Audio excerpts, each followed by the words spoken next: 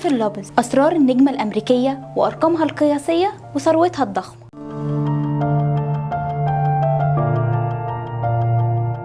متخيل إن جينيفر لوبيز اللي بقت أسطورة في الغنى والتمثيل بدأت حياتها في حي بسيط في نيويورك، وده غير إنها حققت أرقام قياسية محدش قدر يوصل لها وثروة تخليها من أغنى الفنانات في العالم. في الحلقة دي هنعرف إزاي بقت النجمة اللي بنشوفها دلوقتي وأسرار محدش يعرف عنها حاجة. أنا حبيبة مصطفى وده برنامج أسرار مشاهير هوليوود.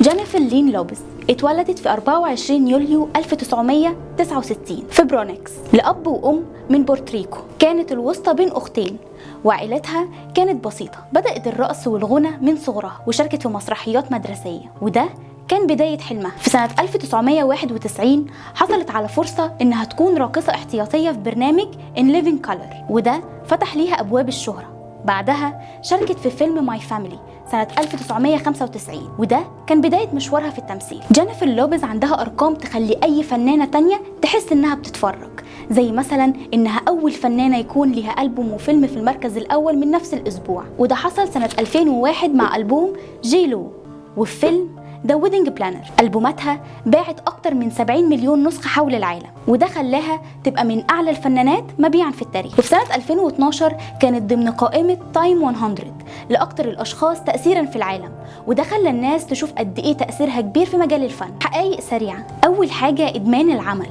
جينيفر معروفة بحبها للشغل وبتقول إنها ممكن تشتغل 16 ساعة في اليوم وما تحسش بالتعب، وده سر نجاحها المستمر. تاني حاجة الهوس باللياقة البدنية. عندها نظام رياضي صارم وبتقول إن الرياضة هي اللي بتخليها تحافظ على طاقتها وشكلها الشبابي. تالت حاجة إتقان لغتين. جينيفر بتتكلم الإنجليزية والإسبانية بطلاقة، وده خلاها تغني بأكتر من لغة وتوصل لجمهور أوسع. رابع حاجة هواياتها. جينيفر بتحب تصميم الأزياء وعندها خط أزياء خاص بيها، وكمان عندها اهتمام بالعطور وأطلقت مجموعة عطور ناجحة. جينيفر لوبيز عندها جوائز كتير، منها جائزة الموسيقى الأمريكية كأفضل فنانة روك سنة 2003، وده خلى الجمهور يشوفها كفنانة متعددة المواهب. في سنة 2007 و2011 خدت جائزة الموسيقى العالمية للفنان اللاتيني المفضل، وده أكد مكانتها كواحدة من أهم الفنانات اللاتينيات. كمان في سنة 2013 حصلت على نجمة في ممر الشهرة في هوليوود، وده تكريم لمسيرتها الفنية الطويلة. جينيفر لوبيز بتاخد ملايين الدولارات في الحفلة الواحدة، وده خلاها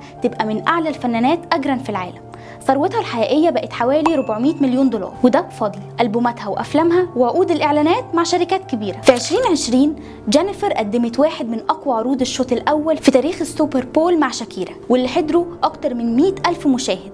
العرض كان مليان طاقة ورقص وأغاني، وده خلى الجمهور يتكلم عنه لأيام طويلة. جينيفر قدمت دور خرافي في فيلم هاسلرز سنة 2019، واللي اتكلم عن قصة راقصات بينصبوا على رجال الأعمال. دورها خلى النقاد يشيدوا بيها وترشحت عنه لجوائز كتير، وكان في كلام إنها تستحق أوسكار عليه. ألبومها الأول On The Six كان بداية قوية ليها وحقق نجاح كبير بفضل أغاني زي If You Had My Love Waiting for Tonight، وده خلى الجمهور يشوفها مش بس ممثلة شاطرة لكن كمغنية عندها موهبة حقيقية. أغنية Jenny from the Block، الأغنية دي خلت الجمهور يشوف جينيفر كواحدة من أهم الفنانات في العالم، وبتتكلم فيها عن بدايتها المتواضعة في برونكس وإزاي الشهرة ما غيرتش شخصيتها. جينيفر كانت مرتبطة بالممثل بون أفليك في أوائل الألفينات، وعلاقتهم كانت حديث الصحافة وقتها. في 2021 رجعوا لبعض بعد 17 سنة، وده خلى الجمهور يسميهم بينيفر من تاني. اتجوزت المغني مارك أنتوني سنة 2004 وخلفوا توأم هما ماكس وإيمي، لكن علاقتهم ما كملتش وانفصلوا في 2014. ورغم كده فضل بينهم صداقة قوية واحترام كبير. في 2017 بدأت علاقتها بالنجم ألبس بول أليكس، وكانوا بيظهروا كتير قوي مع بعض في مناسبات عامة، وكانوا مخططين للجواز، لكن في 2021 أعلنوا انفصالهم المفاجئ. جينيفر لوبيز مش بس نجمة في الغنى والتمثيل، لكنها كمان عندها جانب إنساني كبير. أسست مع أختها مؤسسة لوبيز فاميلي فاونديشن لمساعدة الأطفال والأمهات في الرعاية الصحية والتعليم. كمان في 2017 بعد إعصار بورتريكو اتبرعت ب1,000,000 دولار لمساعدة المتضررين، وده خلى الجمهور يشوفها كرمز للإلهام مش بس في الفن لكن في الإنسانية كمان. جينيفر عندها خط أزياء ناجح باسم جيلو باي جينيفر لوبيز، بيبيع في محلات كبيرة، وده خلاها واحدة من أنجح رائدات الأعمال في مجال الموضة. كمان أطلقت أكتر من 25 عطر وأشهرهم جلو باي جيلو واللي حقق مبيعات خيالية، وده خلى يكون عندها علامة تجارية قوية مش بس في الغنى لكن في الموضة والجمال كمان. جينيفر عندها جوائز كتير، منها جايزة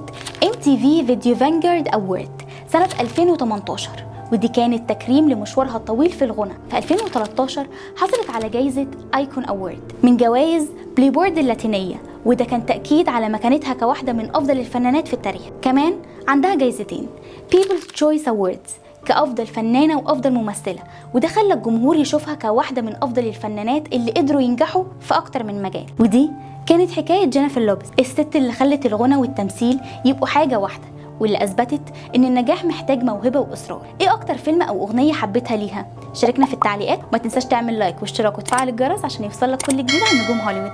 أشوفكم الحلقة الجاية.